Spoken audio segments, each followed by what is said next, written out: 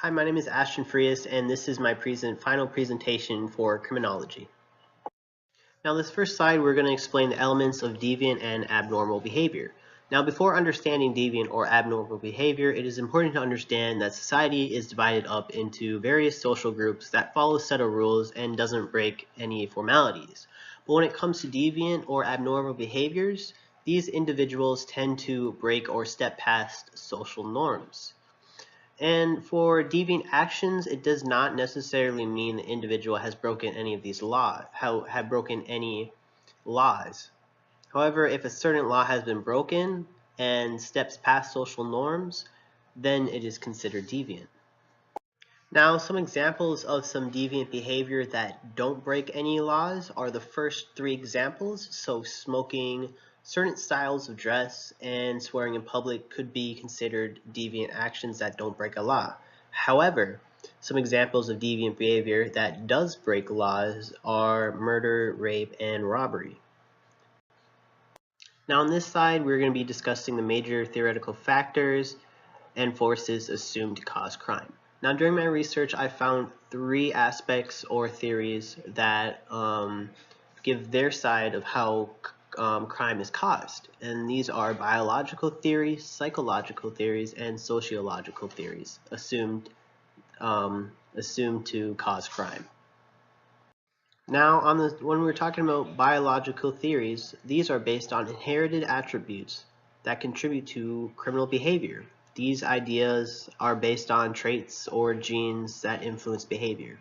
In 1960 to 1970, biologists believed that physical characteristics contribute to criminal behavior, in addition to various other ideas. However, when it comes to biology, 7 key assumptions of biological theories of causation of crime are stated. As explained on the slide before, there are 7 key assumptions for biology, and these being that our brains house an individual's personality and the basic determinants for human behavior, including criminal tendencies. Gender and race are also believed to play a role in criminal activity due to biological differences. Next, criminal tendencies or characteristics may be passed down from generation to generation, and it is also believed that criminal behavior is due to instinctive behavior inherited by primitive man thousands of years ago. This also implies that some humans are further along in the evolutionary ladder than others, and their behavior reflects that. And lastly, the interplay among heredities, biology, and social environments provide a nexus for realistic consideration of crime. And all these ideas are the main ideas of how biology tries to explain the causation for crime. Next, we get into psychological theories, and this is based on how our brain works and adheres to the world around us. 2 theories come out of the psychological theory, and it's the personality theory and the behaviorism theory. First, the personality explains an individual's behavior, thoughts, and feelings, and how their personality impacts their decision. Next, our behavior also impacts our decision and either promotes or disapproves of a certain action. Now, with both these combined, any abnormal function of an individual's behavior or personality may contribute to criminal thought. Lastly, we get into sociological theories, which are based on the environment the individual surrounds him or herself in. It also explains how society plays a role in creating criminals as they try to simulate themselves in a community. This also correlates with deviance and how individuals associate themselves with people with similar mindsets. Those who have criminal tendencies tend to become a part of a group who acts out in illegal activities. Many theories that have originated from sociology connect individuals to society and what may go wrong that persuade an individual to commit a crime. On this side, we discuss the impact of crimes on person and property. Crime has a major impact in society and shapes the way we go about life. Billions of dollars every year are spent and lost because of crime and will continue to be impacted. Attacks against individuals or property not only cost a lot of money, but it leaves behind psychological trauma.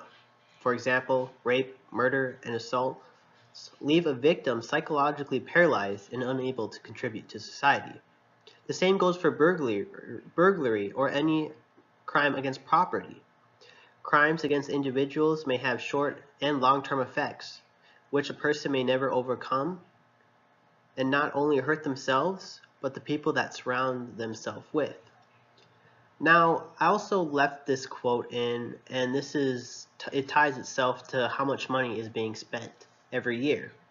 And to understand it, you have to understand that these results were taken back in 2007. So today, the cost may vary, but I found this quote incredibly substantial to the impact of crime on personal property.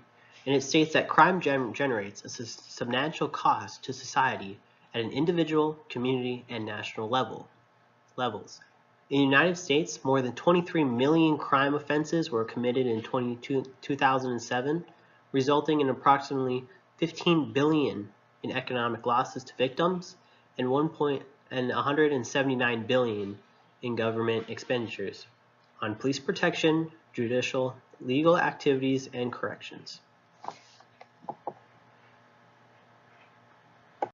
Continuing the impact of crime on persons and property, crime can impact an individual that can leave psychological and physical trauma. Not only does crime impact us financially, but it also hurts an individual at a psychological level. Although the crime may have concluded, this may leave the victim with depression, anxiety, and post-traumatic stress. Crime victimization can impact an individual's ability to perform across a variety of roles, including those related to parenting, intimate relationships, and occupation and social functioning. And this is all due to the trauma that may be left behind after a crime. Next, we're speaking about the extent of crime in the United States. Now, the extent of crime in the United States ranges from terrorism to thousands of different types of crimes. Even though the current trend of the crime rate has gone down, newer crimes have come to fruition, such as cybercrimes. As we progress into the future, the extent of crimes of the United States will continue to change and adapt. Now, since the birth of the United States, crime has always been a part of it and has never ceased to exist. However, the way crime is committed is vastly different to how crime was committed in the past. Some examples of the way crime has changed from the past into the future is cybercrime, because cybercrime, as we know, did not exist back in the 1900s. Now, what will that look like in the future? What types of new crimes will form? What types of old crimes will become non-existent because of how efficient our law enforcement will get? Who knows? It's all undetermined as of right now. Now, here's a couple facts that I've taken off the FBI's homepage that gave the UCR report in 2017. And it stated in 2017 an estimated 1.2 million violent crimes occurred nationwide, which is a decrease of 0.2% since 2016. And there were an estimated 7.6 million property crime offenses in the nation. The 2-year trend showed that property crimes offenses declined by 3% in 2017 when compared to 2016. And these are just some examples of the extent of crime in the United States. Now, based on the extent of crime in the United States, here are just some categories which crimes can be identified in. So some crimes can be cybercrimes, terrorism, blue and white collar crimes, crimes against persons, crimes against property, and drug and sex crimes. On this slide, we get into the consequences of violent crimes, career criminals, and organized crime. So on the aspect of society, there's a harsh impact on society and the individuals that take part of it. For society, tax dollars are spent by the government to combat and solve these types of crimes. Victims are also associated with these crimes, as it can lead to a life of physical and psychological trauma. And the consequences for such crimes can result in numerous initiatives set up by the government to control these crimes.